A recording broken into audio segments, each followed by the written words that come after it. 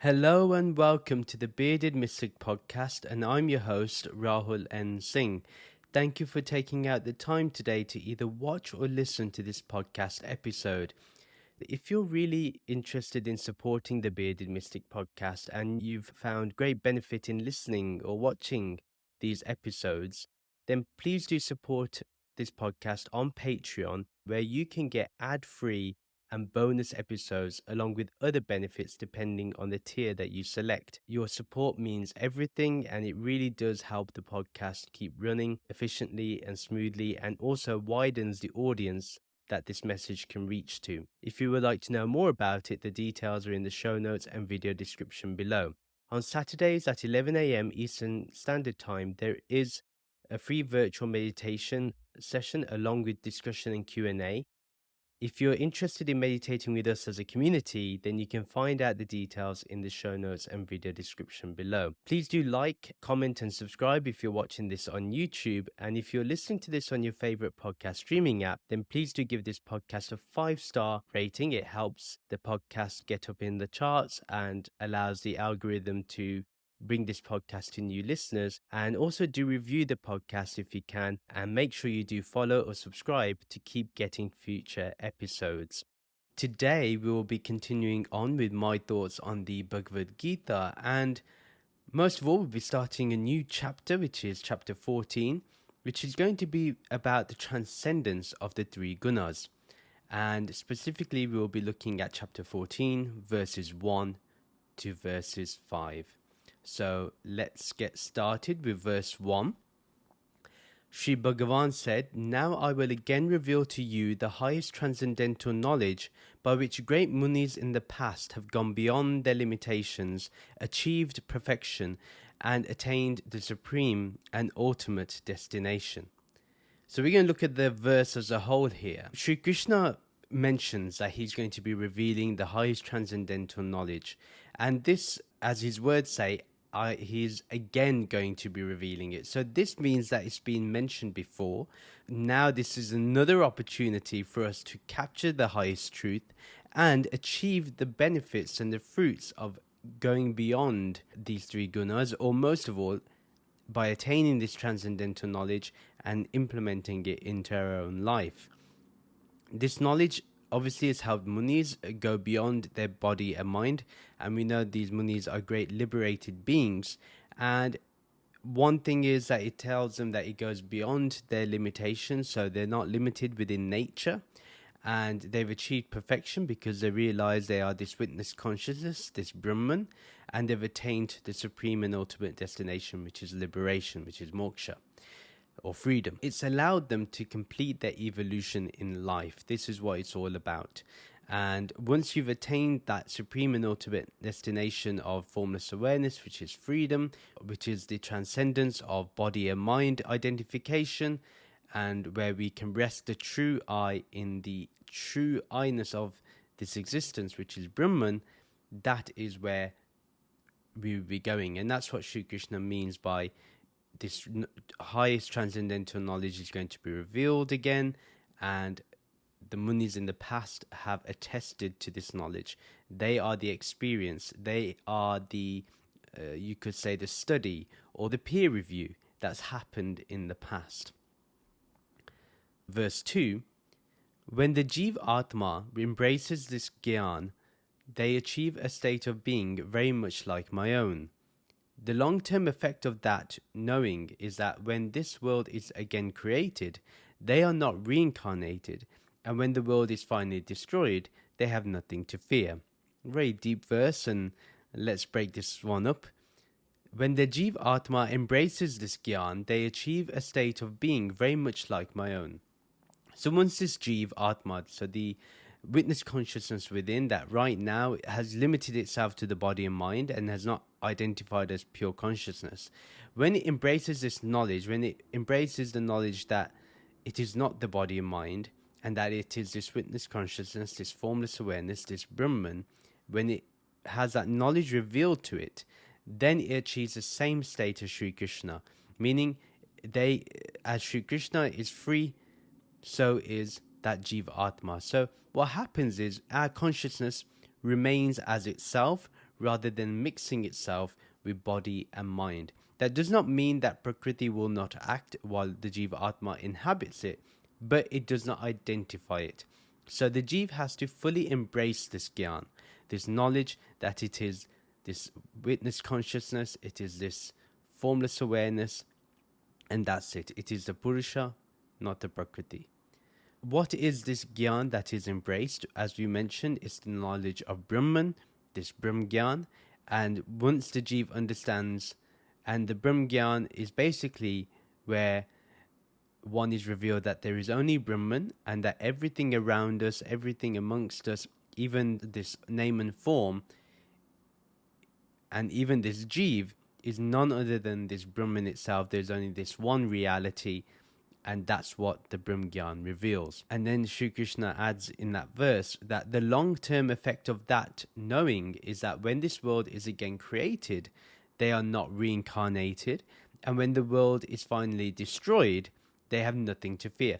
This is pretty much straightforward. The long-term effect of that realization, once one is able to fully transcend the body and mind and associate oneself as Brahman, then what happens is, even if the world is created again, they are not reincarnated. They do not come back into this world because they have broken free from the limitations of name and form. And so again, when the world is finally destroyed again, which will eventually happen, they have nothing to fear because they have transcended the limitations. They've transcended and become free. And this is essentially what we need to try and achieve, is to be in freedom. So the reason is simply that they've transcended it all, and that the universe and this world will go through a cycle of creation and dissolution for eternity. So this will continuously happen. And most of all, the Jiva Atma realizes that they are Brahman, and that's why they cannot be reincarnated again. And if they are Brahman, what do they have to fear? If there's only this one reality, where is the fear of duality? It does not occur. The ultimate realization is that even if this world gets destroyed, even if Prakriti is destroyed, it doesn't matter, because that is not who I truly am. That is not my true self. That is what the Jnani realizes. And that is the path of the Jnani. That is the path that they take, that has been, like I mentioned, tried and tested. We know that this world will go through a dissolution and then will come back again. This has been mentioned before as well. So Sri Krishna is just re-emphasizing this point. Then verse 3, O Arjun, just as two persons produce a child, so the transcendental realm of Brahman acts as a kind of cosmic yoni, womb, into which I implant the garbhas, the seedling forms, of the countless atmas who are then born within Prakriti as living beings. So first of all, we have to understand the philosophy of Sankhya here. So Sankhya says there's infinite Purushas and there's infinite Prakriti, or Prakriti is actually more or less one. Now, once you understand that Prakriti is unreal because it's changing, and the Purusha, which is real because it's changeless, but what Sankhya does is that it says that there's countless witness consciousnesses. Now, Vedanta takes it a step further and says, actually, not only is Prakriti one, we accept this. We also accept that the Purusha is one. Actually, it just appears as many. And even Prakriti appears as many. The cause of it is all Brahman. Sri Krishna here uses the example of producing a child. Now, we know that when two persons produce a child, so when there's a womb, when there's an egg, and there is the sperm cell, the sperm seed, those two things are required for a child to be born, for a child to be produced, for the fetus to grow and become a child. So Sri Krishna is using that analogy to make us understand that the transcendental realm of Brahman is basically a kind of cosmic yoni. So this Prakriti we see is actually a yoni, a womb. And when this womb is then mixed with consciousness, then you see this world, then you see Prakriti, then you see this Maya that is. then you see Shakti. So you need Shiva and you need Shakti, you need Brahman and you need Maya. What it says here is Brahman acts as a kind of cosmic yoni, so cosmic womb. So what it means here is that it is the underlying cause of all creation. So without this Brahman, there is no creation, there is no aspect of this world being created. So this Brahman is very much needed in order for creation to be. And then he says, there's this room, and into which I implant the garbhas, the seedling forms. So here, where we see these many Jeev Atmas, they are basically seedling forms. And Sri Krishna says there's countless of them. You cannot put a number to them. And they are born within Prakriti as living beings. Now, a way I can explain it as well, another way, is that you can see the cosmic yoni as the shared being, or Ishvara, the generator, the destroyer, and sustainer. You can see it as that. So you can see the shared being, or the Ishvara, as a kind of a womb that acts like a womb, and that Brahman itself, or you could say the Ishtavta, implants seedling forms of countless Atmas, someone like Sri Krishna. Or you can see it the other way around, where Brahman is the womb, and you have the Ishvara implants seedling forms of countless Atmas. So there's many ways you can see it, but in my opinion, the best way to see it is Brahman is the cosmic yoni, and Sri Krishna or Ishvara are the ones that implant the garbhas, the seedling forms. And then one way to have a look at this is, if you remember watching The Matrix, and you see in The Matrix when Neo has to awaken, when he's kind of like born again, you see this place where there's many pods of people in them. And that's kind of what you can imagine here. It's kind of like you have this whole building or this room where there's many wombs, or there's this womb, this massive womb, and in there you have these garbhas, these seedling forms in each pod. And basically, once they are awakened, they are born within Prakriti as living beings. So these Atmas then become Jeev Atmas when they are born in Prakriti. So when they mix with nature, this is what happens. So basically what we understand from this is, you have Brahman, when it mixes with name and form, it produces Prakriti, or us as living beings. So ultimate thing to remember is that Brahman is the creator, the sustainer, and eventually the destroyer. Verse 4, listen, Arjun, of all the material wombs from which the many forms of material life emerge, know that the great womb of Brahman is their actual source, and I am the seed-giving father of all embodied life. So literally just re-emphasizing what I've talked about.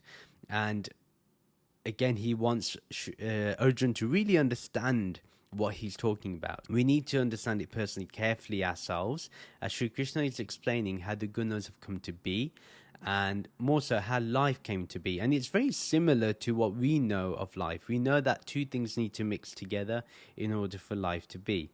So you have all the wombs in which many life forms emerge, all the animals and humans and so on. And all of this is created within the great womb of Brahman. So basically you can see like this, we are the wombs within the womb itself. So anything that has a life. And another one thing to remember is, this shows the power of the feminine. This also shows the power of creation. This also shows the power of Shakti, and why we should respect Maya too. Even though Maya can trap us, but we should understand that this Mahamaya, this Shakti, is able to help us transcend as well. It gives us hints on how to transcend. And it's all come from this Brahman itself. So why should we condemn it? We should be wary of it. We should be alert about it. But we don't have to condemn it. We don't have to be negative about it. We can see what it's trying to do. We can see what it's trying to achieve. That's it. Here he mentions that the underlying existence is Brahman. This should be absolutely understood by now, that the underlying cause, underlying existence of everything is Brahman, this formless awareness. And without this awareness, no name and form can appear. Nothing can be seen as objects. It is the eternal subject. Everything around it that has a name and form is an object. Without the source, none of this existence would be here. So everything needs a source of existence. And this is what Sri Krishna is talking about. So remember that Brahman is the ultimate source of existence. Sri Krishna, again, is the same as Brahman here. We have to understand that they are one and the same. And whenever someone becomes liberated and free, they become the same as Brahman. So there's no reason for us to be under the delusion that there is separation here between Sri Krishna and Brahman. But to illustrate the point, he highlights that the seed for this creation to appear is Ishvara, or the shared being, or Sri Krishna. That's just to say two things need to intermingle for existence to occur, and basically it's all one. It's all emanating from the one. So the many forms that you see is really just this one Brahman itself. Do not fall under the delusion that they're separate things. They are one. This is really a way, again, Sri Krishna is telling us how there is oneness. We may not be quick enough to understand this unless we've gone through the whole process of understanding nature, of studying, the whole process of Shravana, Manana, Nididhyasana. So Shravana, listening, Manana, reflecting, Nididhyasana, integrating and meditating. So that will take time for us, obviously. But we need to do this when we're looking at verses like this. The seed-giving father, as mentioned, is Sri Krishna, or the shared being, or Ishvara. And due to this, the Jeev embodies the life form it inhabits. It is from Nirgun, from Sagun, Brahman, that when the Jeev embodies a life form, it becomes an embodied being. So without the Jeev, there is no embodied being. So the Jeev Atma is very much necessary. And what happens is the Jeev Atma, although it is Brahman, although it is the seed-giving father, even though that's what its true nature is, even though its true nature is the source of this existence, it can go into delusion of thinking it's the body and mind, and or any body that it creates, or the name and form that it inhabits. And that's because of the gunas, which we'll discuss in a minute. Because the Jeev's source and the source of the life forms is Brahman, it is ultimately free too. But this is not what he's saying. All we can say is that embodied life is there because of the Jeev and also because of Brahman. For all of these forms that to exist, we need the great womb of Brahman, and we need to understand that the seed-giving father of all embodied life is Sri Krishna or Ishvara or any of the deities that we really respect, Shiva, Shakti, same thing. Then verse 5, which is the last verse of today's episode.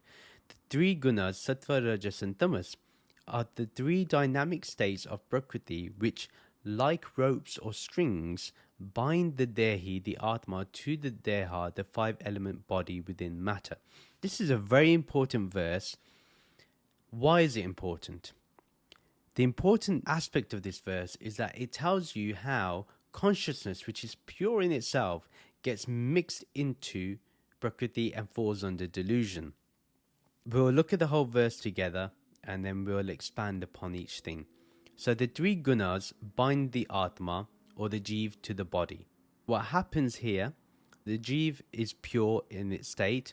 Then what happens when it has a body, then Sattva, Rajas and Tamas bind the Atma to Prakriti, towards name and form. So when these three dynamic states of Prakriti work together, they are like rope or strings. So that's the way to see it. And remember, all of us have a mixture of the three gunas. Yeah, all of us. All of us have Sattva, Rajas and Tamas. Just some are more predominant than the others, and Sri Krishna will go into that in this chapter. And these three dynamic states means they're always in flux. Hence, there's always one guna that's more predominant. And we may be going through each one. So one time Tamas may be predominant, another day Rajas is, another day Sattva is. And basically, as we know, ropes and strings bind things together. Say we have a bunch of pens and we want to make sure they stay together, and if not, we will lose a pen. So what happens is we bind it together with a piece of string or a piece of rope, or we have a load of wood, and we've collected wood, and to keep them together, we bind it together with a piece of rope. Likewise, this Sattva, Rajas, and Tamas, they bind the body together. So these gunas bring the jiva and the body together, the Atma and the body together. And when this consciousness mixes in with Prakriti, with name and form, it creates a separate mind, a separate reality. And therefore we lose the awareness that we are awareness itself. We bypass the most obvious of it as we're living life. Here, guna means a substance that binds. And just to note that the gunas have no separate existence, but they are part of Prakriti itself. Without Prakriti, they do not exist. They exist because of Prakriti, and Prakriti is made up of this. The three gunas have countless modifications, like some are more tamasic, some are more sattvic, some are more rajasic, and there are a great number of modifications that people inhabit when they are born. In fact, Sri Ramakrishna mentions that for 5 years, none of the gunas are predominant. A child is always free. But eventually, one, according to nature and nurture, one goes into one mode. It is the three gunas that hides the true essence of ourself, which is this consciousness. We bypass awareness, we bypass consciousness, we bypass the subject because we think we're an object and we fall in love with objects. But it's through investigation we understand that this jiva can become free from its hold from Prakriti. We start understanding that actually our consciousness has got mixed in with this 5-element body within matter. And it's these gunas that are binding it together. How can one break free from that? That is what Sri Krishna is going to address in the next episode. So what we can see from today's episode, just as a quick recap, is how, one, we're going to be told this transcendental knowledge again. So this whole knowledge is going to be revealed to us. But the other aspect is that Sri Krishna is going to be telling us how we can become free from it like others have done in the past. So we don't have to remain restricted in this name and form for too long. So that is the end of today's episode. Thank you very much for listening. If you liked what you heard and liked what you watched, please do share this podcast with your friends and family who may enjoy this content. Do follow me on social media to keep getting updates. Join the Bearded Mystic Podcast WhatsApp community group to continue the podcast discussion. Details are in the show notes and video description below. If you would like to support the Bearded Mystic Podcast, as we discussed earlier, do check out the podcast Patreon page. Your support means everything, and it helps this podcast keep running. Details are in the show notes and video description below. Please do rate this podcast 5 stars and do give a review either on your favorite podcast streaming app or on our website. Details are in the show notes and video description below. Please do like and comment on this video and subscribe to this YouTube channel. Do follow or subscribe to this podcast on your favorite podcast streaming app. Thank you very much for listening to this episode. Let's end with the Shanti mantra and the Soham mantra. Soham, Soham, I am that, I am that. Om Shanti, Shanti, Shanti. Om Peace, Peace, Peace.